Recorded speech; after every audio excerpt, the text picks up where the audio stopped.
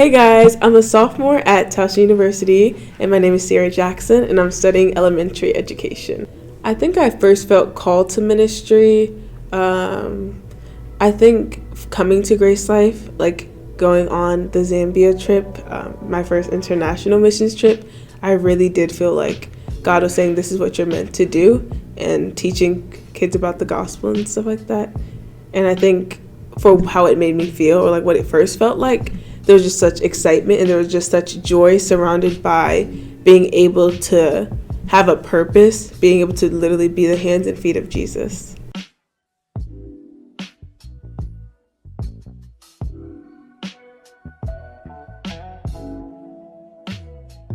This is definitely a question I have battled with a lot. I've gone to my mentors, I've gone to so many different people asking this question of how do you truly know if it's God's voice? Or my own thoughts or Satan's thoughts. But I think the general consensus is that when you see, does it align with what the word says? Does it align with who God is and who God has been in your life and who God says he is in the Bible? And so yeah, I think that's how I know like it's God's voice versus my own. I think the scariest step of faith I've had to take personally was with my career and with my career choice.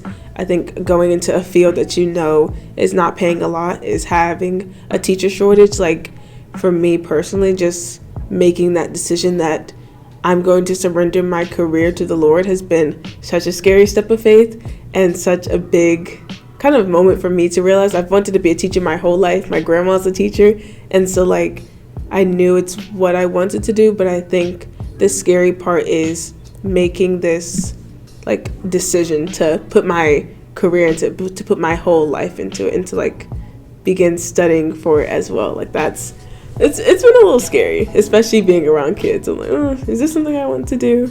So I don't know. I think when asked the question of like, have I had mentors? I think the first thing that comes to my mind is just my church family. Like I've definitely had people nurturing my faith, people praying for me and those type of things. But I think coming to college has been such a unique experience for me to have mentors that aren't closer to my age, and to have people like Rachel and Selena who like are literally partnering with me in my faith journey and things like that. When I think about the definition of obedience, especially in the context of being a Christian, I think obedience is just moving even when it's uncomfortable, moving even when it's easy, and moving just in a heart posture of what God wants you to do, and allowing your heart to be softened to his word, allowing your heart to be guided by him, and allowing yourself to trust him even when it's not so easy. And I think obedience for me, like how I live out my obedience, is doing that daily, sacrificing my schedule, my desire, my will to what he has called me to do, and even if I don't exactly want to do it, I think just walking in that obedience. I think with hesitancy with faith specifically, this is a little bit of a harder question to answer, because I think this is something I also am battling myself. But I guess my biggest advice, or my biggest tip would be that God is okay with your unbelief. In Mark 9:24, it mentions how the Father's like, help me with my unbelief. Like I want to believe, and that Jesus can hold the capacity of your unbelief, and that Jesus desires to have relationship with you. It's not just about like, believe in me and follow me and do my will. It's not as rules and demanding as most people think it is. It's more so about, hey, can you get quiet with me? Hey, can we have that intimate time? Can I work on your heart? Can I transform your life?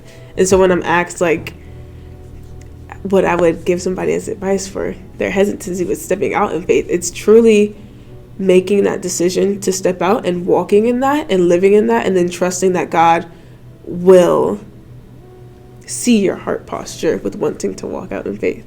And my name is Ciara Jackson, and this is my walk.